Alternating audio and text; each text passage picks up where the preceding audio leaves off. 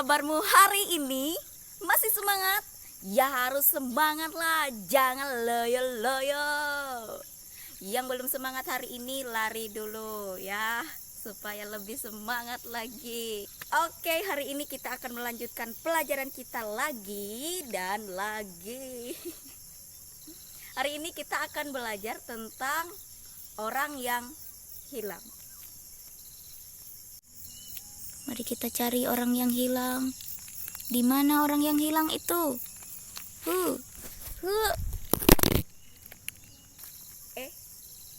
Ternyata salah.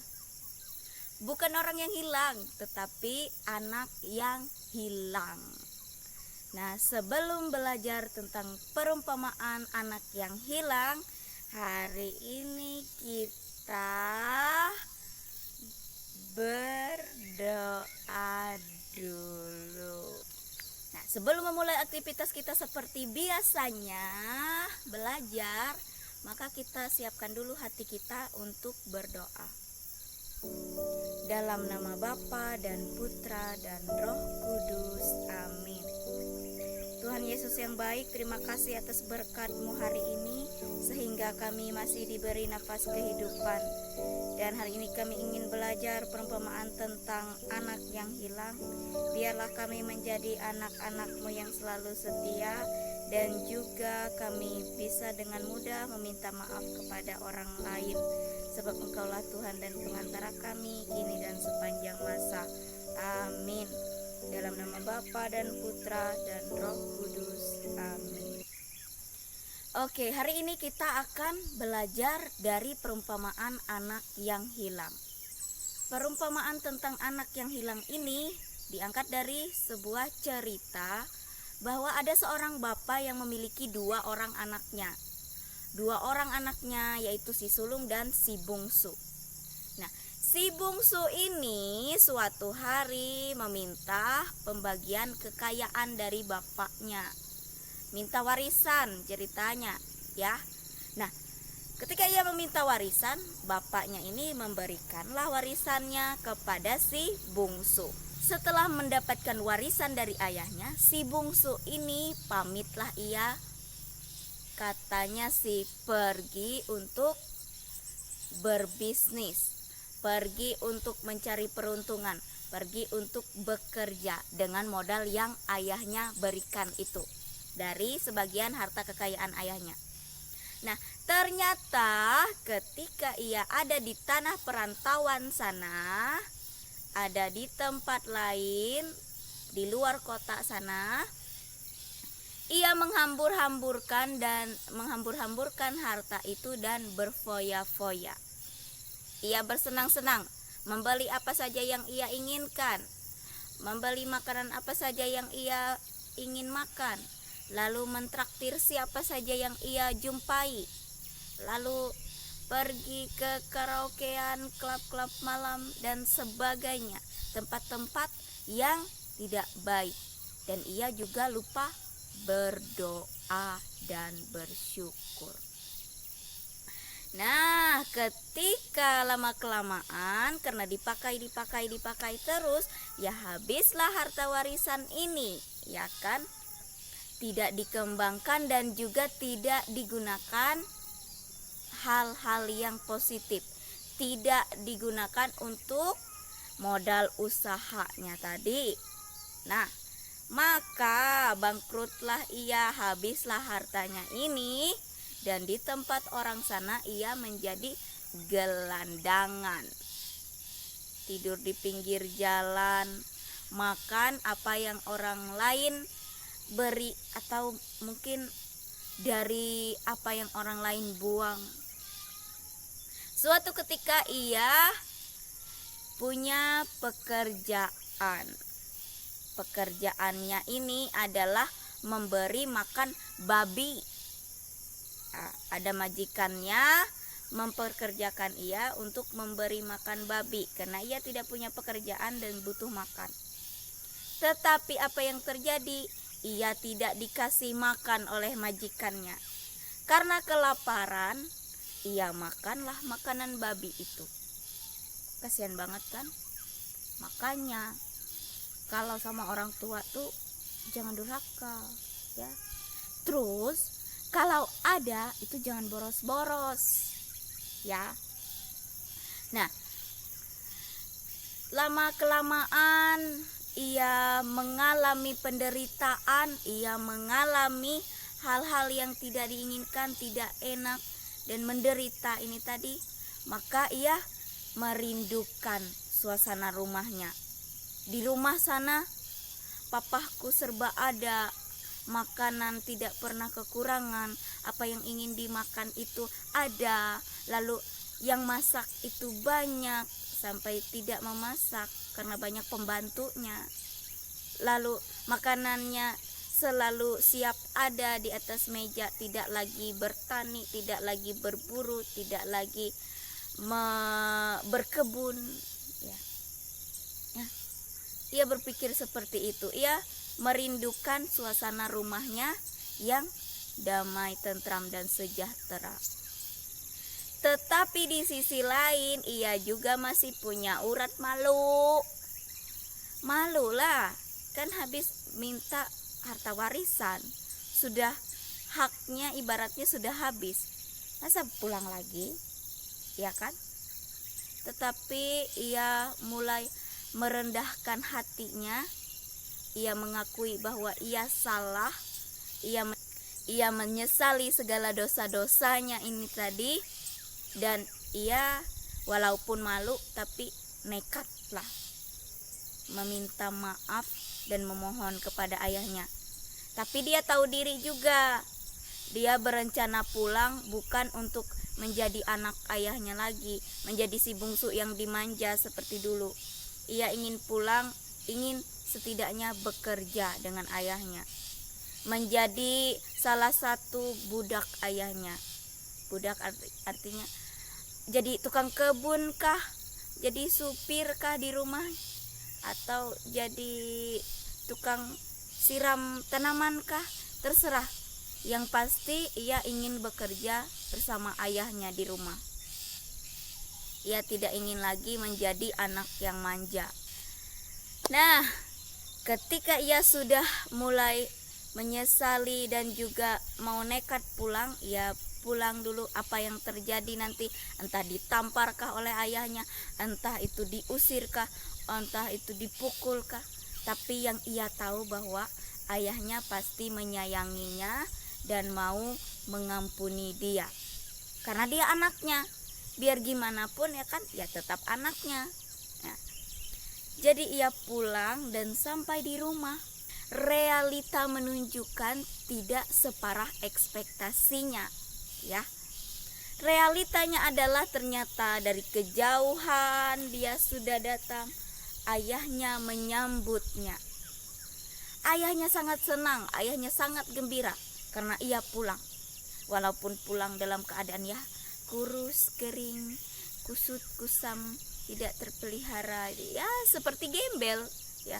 Tetapi ayahnya sangat senang dan gembira ya, karena anaknya sudah kembali lagi. Anaknya kan cuma ada dua, si sulung sama si bungsu. Ia sangat rindu kepada si bungsu yang biasanya meramaikan suasana rumah. Nah, ayahnya menyambut si bungsu ini, lalu menyuruh pembantu-pembantunya tadi memberi pakaian yang bagus untuk dia, dicukur, lalu dirapikan, lalu dibersihkan, disuruhnya mandi dan sebagainya, makan.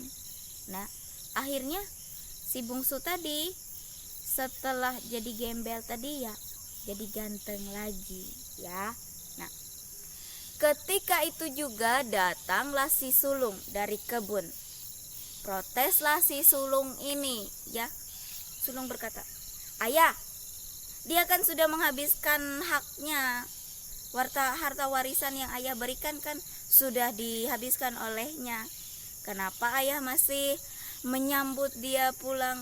Kenapa ayah masih memberi pakaian yang paling mahal, lalu menyewa artis lagi untuk menyambut kedatangannya, lalu membuat pesta karena kedatangannya?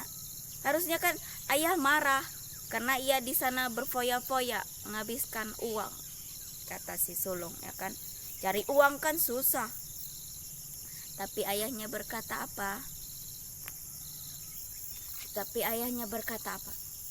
Dia kan adikmu.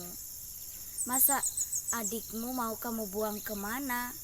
Dia walaupun bagaimanapun kondisinya, bagaimanapun sikapnya, tetap saja dia adikmu, kata ayahnya. Tapi si sulung gak mau. Si sulung ngambek. Si sulung marah sekali. Dia kan sudah menghabiskan harta kita, ayah. Kenapa juga masih ayah sudah menyembelih ternak yang gemuk-gemuk untuk pesta, sudah menyewa artis untuk berpesta pora di rumah ini karena ia datang. Ya biasa aja kali, kata si sulung, ya kan? Aku juga selalu bersama dengan ayah. Tidak pernah ayah beli 1 ekor babi pun. Tidak pernah ayah kasih duit setidaknya 100 juta seperti itu. Tidak pernah ayah kasih aku warisan, kata si sulung. Ya kan? Sebagai manusia ya si sulung iri lah. Adiknya sudah diberi harta warisan. Dia selalu mematuhi perintah ayahnya, selalu membantu ayahnya, selalu patuh kepada nasihat ayahnya, tidak pernah berbuat salah, tidak pernah yang membuat ayahnya kecewa. Tetapi si sulung tidak mendapat apa-apa. Ya merasa begitu, ya kan? Tapi ayahnya berkata apa? Selama ini kamu bersama dengan ayah. Apa yang ayah punya, itu juga kepunyaanmu. Nah, kata ayahnya. Berarti apa artinya? Berarti ayahnya kaya, kekayaan ayahnya berarti milik dia juga kan? Karena dia ada di rumah. Nah, sedangkan si bungsu tadi hanya sebagian saja yang ayahnya berikan, sebagian dari hartanya. Sedangkan si sulung adalah pemilik hartanya. Ya kan? Lebih besar mana? Berarti selama ini si sulung tidak menyadari itu. Nah, ketika ayahnya begitu, lalu ayahnya meminta mereka untuk berdamai dan berpelukan, maka si sulung dan si bungsu tadi sudah berdamai lagi. Maka keluarga mereka utuh kembali. Nah, dari cerita si sulung dan si bungsu tadi, dari cerita anak yang hilang tadi, kira-kira siapa anak yang hilang itu? Kamu jawab di buku tugasmu. Anak yang hilang itu siapa? Si bungsu atau si sulung? Ya. Kemudian kita bisa belajar dari si ayah, si bungsu, dan si sulung. Ayahnya adalah ayah yang sesungguhnya, yang benar-benar menyayangi anaknya, yang menerima apa adanya anaknya. Ia selalu memaafkan kesalahan anaknya. Nah, si sulung itu ia adalah anak yang patuh terhadap orang tua. Ia adalah anak yang selalu ingin membahagiakan orang tuanya. Bagus, ya kan? Hanya saja ia kurang menyadari dan mensyukuri apa yang ia punya. Nah, si bungsu memang suka berpoya-poya, memang sudah menghabiskan harta ayahnya, tetapi ia sudah merasa menderita juga. Si bungsu, apa yang bisa kita pelajari? Yang bisa kita teladani dari si bungsu, ia berani meminta maaf. Seberapa besar kesalahannya, ia berani meminta maaf. Itu nilai plusnya si bungsu, ya. Nah, sekarang tugas yang kedua setelah tertulis tadi, kamu meminta maaf kepada orang tua.